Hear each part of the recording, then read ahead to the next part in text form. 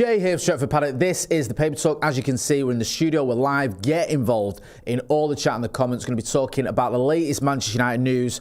And I don't know if you've heard, right? Manchester United are in for Bryan Mbeumo. That is like, you know, a bit of a revelation. But it looks like there might be, hopefully, light at the end of this tunnel now. It feels as though this could be happening in the next couple of days. We're going to get into and explain why it could be moving forward, why Manchester United might have that little bit of extra money that it needs to get the deal over the line. We're also going to be looking at potential outgoings, something happening with Marcus Rashford. It seems like there's a little bit of a twist in the tail in terms of what Barcelona are up to, and it may pave the way for Marcus Rashford to go to the Nou Camp. So a few of the stories in the pipeline as well. We'll get into all that, but make sure you're hitting that like button. Get involved in the chat. I can already see the usual suspects here: Stephanie Griffith, Akash K, Jacoya Trott, BMW Racing 1974. A few people saying that, Adam Plummer says 5:30 a.m. in Cleveland, Ohio. Just here for Jay's shiny noggin up the paddock. Morning all. Thank you, Adam.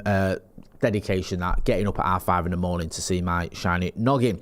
Let's get into it. Let's start with this Bryan Mbeumo story. So, basically, the first bit of this story is like twofold.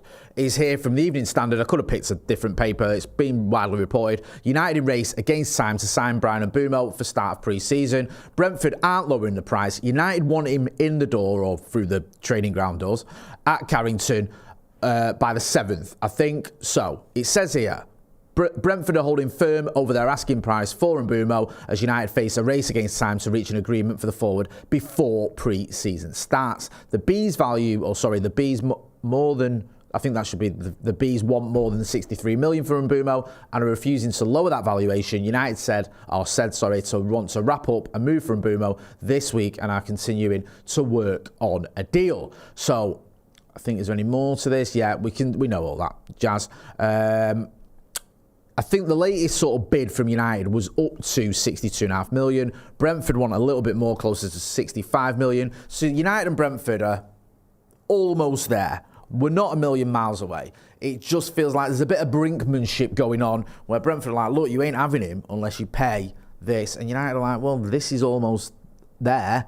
Are you not going to take it? But it feels like Brentford aren't going to take the deal that's on the table for Manchester United. The question is, do United come in with another deal or another offer, that just goes, look, here's what you're asking for, let's just get it done. Do United do another offer that is, another million instead of another 2 million? I don't know. It feels like we're almost there and it does need to get done. Now, in terms of funds, in terms of having the money available, because we spoke to Matt Critchley, we spoke to Laurie Whitwell, we spoke to other journalists, and the thing with United and the money for this deal is, United had the money for Mateus Cunha, the 62.5 million for his buyout clause. That was already sorted. United did try to do some sort of shenanigans where like, can we give it you over 5 years? But Wolves were like, no, it's over 2 years. That's it, the stipulation in the deal. If you don't want to pay that, you ain't having him. So United went, right, fair enough, so we'll give you over 2 years. But United had that money set aside, regardless of sales, regardless of whether we got European football or not. We did have the money for Liam Delap as well. Everyone was reporting that United felt confident. We've got the money for the Liam Delap move. That was 30 million. The trouble with Mbeumo is when the Liam Delap move fell apart and focus became on Mbeumo, he's pretty much double the Liam Delap, but more than double the Liam Delap money. So there's some question marks on how far can United go. Do United have the readily available funds to just buy Mbeumo for what Brentford are asking, or is that part of the issue? Is there a little bit like, well, actually, we're already pushing the envelope as far as we can go into 62 million or whatever it is. Can we go that little bit further? People like me, could go, well, just pay the extra 2 million. Who gives a toss? Get him through the door. We wanted him. I could understand it if Brentford were going, we want 80 million. United went, no, we ain't doing that. I get that. But when it's sort of 2.5 million for a player like Mbeumo, you just get frustrated. However, United are sort of scrimping a bit because we're already paying double what we were expecting to pay for an attacker. There's a story though this morning, and it's been I think it's in the Mail, it's also in the Express. United are set to pocket millions thanks to Premier League rivals transfer as deal agreed. So it looks like Newcastle are moving forward with their pursuit of Anthony Elanga. Now, they've been after Anthony Elanga for a little while there. So just go down a little bit there. Yeah, so it says here, Amarin's transfer fund is now set to be boosted by Newcastle's bid for Anthony Elanga. According to the Mail, the North East outfit are closing in on a deal after offering 55 million for the Swedish international. Blah, he left for 15 million. And I think if you go, keep going, not before United had reportedly inserted a 15% sell-on clause into their deal with Forest. If his sale to Newcastle goes through, that means United will receive an £8 million payment. Now, if I was to just massively simplify all this, and I know it's not as simple as how I'm going to make it, but just indulge me, then you could go, right, well, United have got £8 million, we weren't expecting to get there. So can we not just use $3 million of it to get the Mbeumo deal over the line? Why not? Now, you might go, well, it doesn't quite work like that. We're not going to get that money yet. We don't know how it's going to work. This deal with Newcastle still hasn't been done. Blah, blah, blah, blah. There's all these ifs and buts and maybes. But there is still the chance that all makes sense, that could actually make it feasible for United to go, right, we've got some extra dough in. We can use some of that extra dough to pay for Bryan Mbeumo. Don't forget as well, United have still got money on the credit facility. So United, if they know for a fact, right, we are getting £8 million, maybe they could use some money off the credit facility, knowing you're going to get it back from the Elanga Newcastle deal. I understand things aren't often that simple, but it could be. Let me know what you think. Stephanie Griffith says, I like your logic, Jay. Thank you. Sam Carter says, relax, everyone. Great advice in life. C.J. James John in the chat as well. Brookie says, United scratching for money is embarrassing, mate. I agree. There's some sort of happy medium here. I understand United not wanting to get our pants pulled down. We have overpaid for players far too often in the past, and we've suffered because of it, and we're still suffering now. I do think part of the issue with United isn't just, or the bigger issue with United isn't the transfer fees, it's the wages. The wages we give to players are ridiculous, and we're suffering with it now when we've got the likes of Sancho, Marcus Rashford, and who else is on big money? I mean, we've got Anthony. I don't think he's particularly on big money. You've got Garnacho as well, who we're trying to move on. He's not on particularly big money. I think it's Sancho and Rashford who are the ones who, the wages are a massive sticking issue. So I get that. I think that's where United needs to be a bit cleverer. But we've also overspent on transfer fees as well. So I understand United not wanting to do that. However, when it's so close, and when you want a player in for pre-season, you're almost there. It just feels, just get it done, man. Just pay this extra $2 million. Let's get this deal done. Casemiro, someone saying, thank you, James John. Casemiro's wages, he's the other player we couldn't move on if we wanted to because of his wages. Yeah, a few people have helped me out there with the Casemiro shout. Thank you. Santa Notch makes a point here. He says, we'll have to go through periods like this until we shake off the rep of being easily fleeced. Yeah, maybe we do need to be a little bit more tougher in the transfer negotiations because we do have this reputation. United pay whatever you want. Leicester wanted $80 million for Harry Maguire. We negotiated for 3 weeks and then we paid $80 million plus $5 million add-ons for Harry Maguire and we paid it all up front. Ludicrous. Crystal Palace wanted $50 million for Aaron Wan-Bissaka. We negotiated for 2 weeks and then we paid Crystal Palace $50 million for Aaron Wan-Bissaka. We've got this reputation of we will pay whatever you want. Now we're trying to shake that. As Santa Notch is pointing out, it might take a little bit of time. It might take a few more deals like this where United are playing a little bit more hardball. However, we're getting there. Gavin Rowland says, love the content, keep it coming, very easy to understand the way you break it down. Big up Paddock, thank you. Tyler Wood says, at least with Casemiro, he's playing for United and he's a net positive, unlike Anthony, Sancho, Rashford. Astaire says, hi Jay, are we swapping Sancho for Douglas Luiz? That was a good question because we had the story the other day, I think it came from Fabrizio Romano, saying that Manchester United were looking at potentially Sancho moving to Juve and the likes of Douglas Luiz, Timothy Weah and Dusan Vlahovic potentially coming to United, one or two or three of them. It felt a bit like ifs and buts and maybes, stretching it a bit. Douglas Luiz is a player that a lot of people in the chat and the comments were like, look, he could do a job for Manchester United. He did a job at Villa. He's a good player in a role that we need. Could he be the answer to some of our problems? Doesn't feel like there's much movement there. As always, we will keep you posted. Jordan Nolan says, I'm happy with paying the extra $2 million for Mbeumo, but also happy we're not just rolling over and rushing to pay it and get a deal through to appease the Papers fans. Moving like a proper club requires fan patience. Doc Rock says, aloha Jay, midnight here in Hawaii. Aloha to you as well.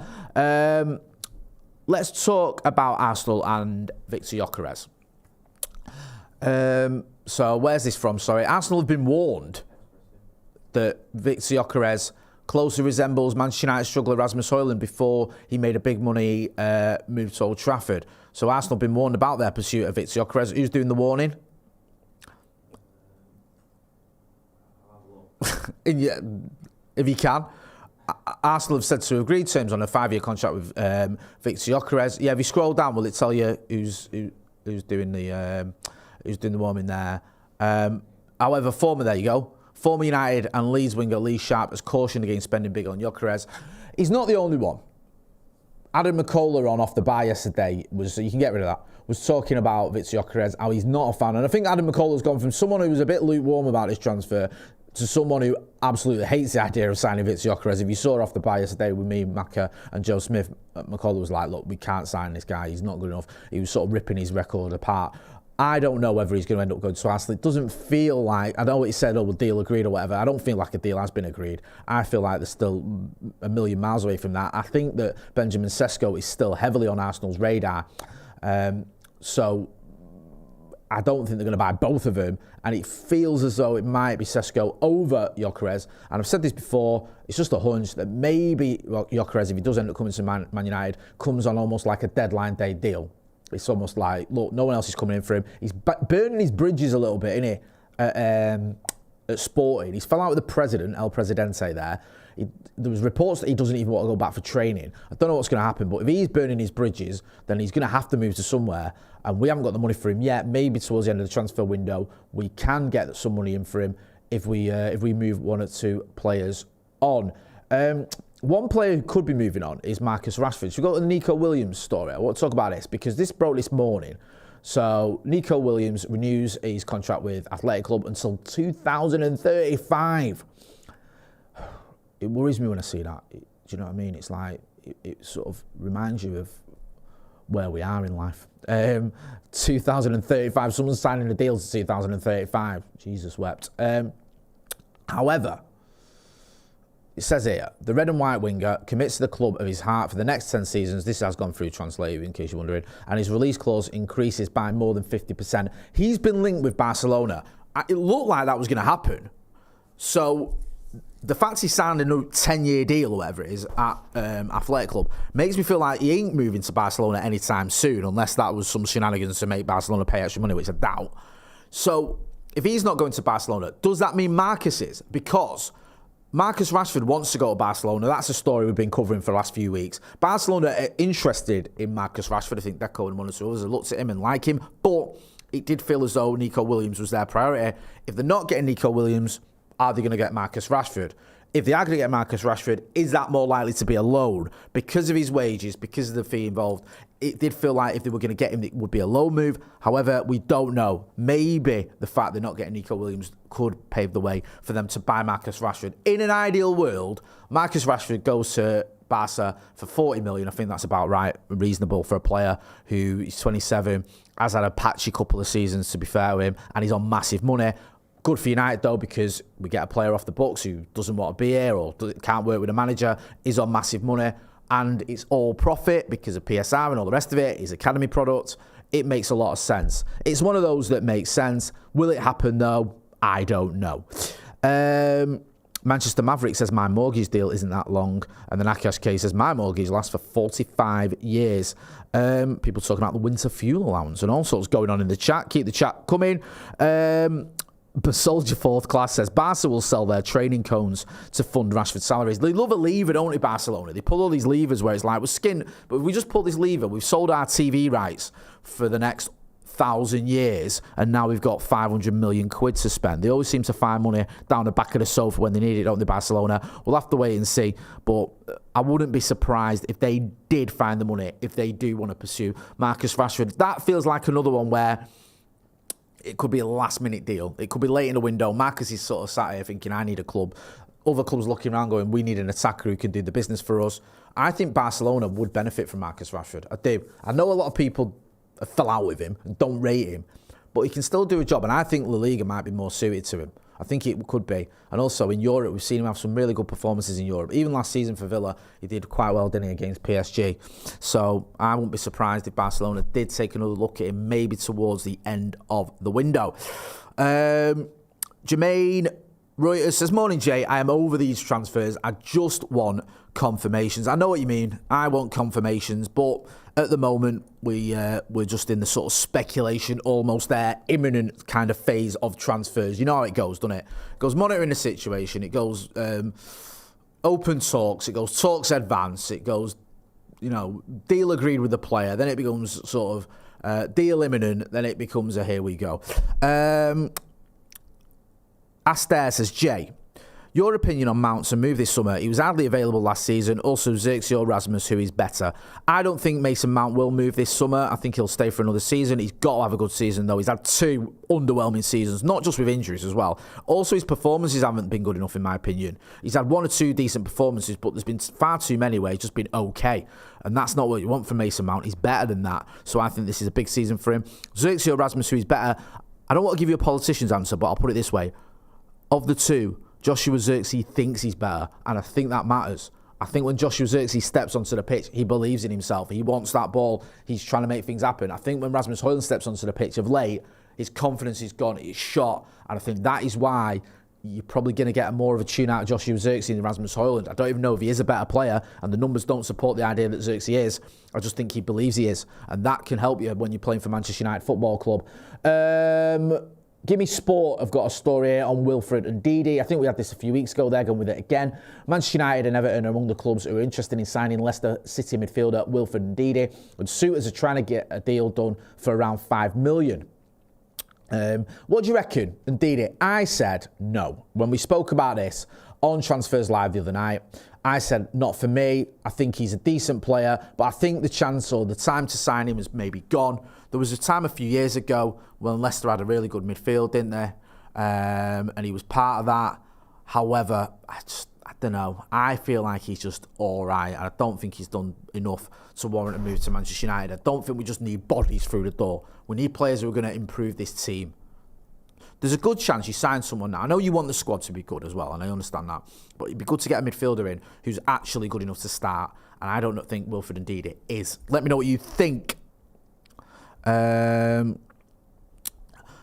Doc Rock says, you lot remind me what a positive person I am. Haha. Hit that like button, please. We're almost on 200 likes. Astaire says, Jay, why haven't we gone out in the free transfer market? We spoke about this on a podcast the other day. I think it was Monday night, Paddock podcast. Looked at some of the free agents available, the likes of Dominic Calvert-Lewin and 1 or 2 others. A little bit underwhelming, if we're being honest. I think Jonathan David was probably the best one. He's gone, hasn't he? Let's talk about Gabriel Hines. I love this. Man United cult hero accepts offer to join Mikel Arteta's coaching staff at Arsenal as replacement for Carlos Custer. I mean, that's just a roundabout way of saying Gabriel Hines is going to join Arsenal's coaching staff. He was a cult hero, Gabriel Hines. He was a player of the season, I think, the fans' player in 2005.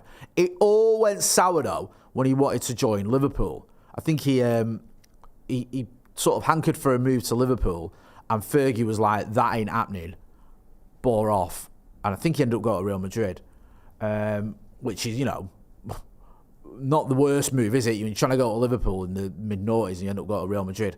Yeah, but once you try to go to Liverpool for Manchester United, you stop being a cult hero to Manchester United fans. There was a time when I loved Gabriel Hines, and not anymore. And I'm not overly fussed that he's going to Arsenal. I don't know much about him as a coach. We'll wait and see what happens there.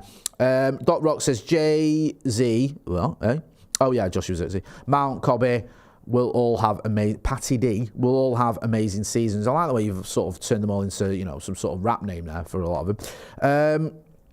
Doc Rock says Leach will go uninjured. Well, when he comes back, I think if he's fit, he'll be back in that team, but he has had injury issues, and it took him a little while to get going, didn't it? Last time he came back from his injury. Just got to be cautious with Lisandro Martinez. I think he's such a phenomenal player. We need him back in his team, and we need back playing to his best.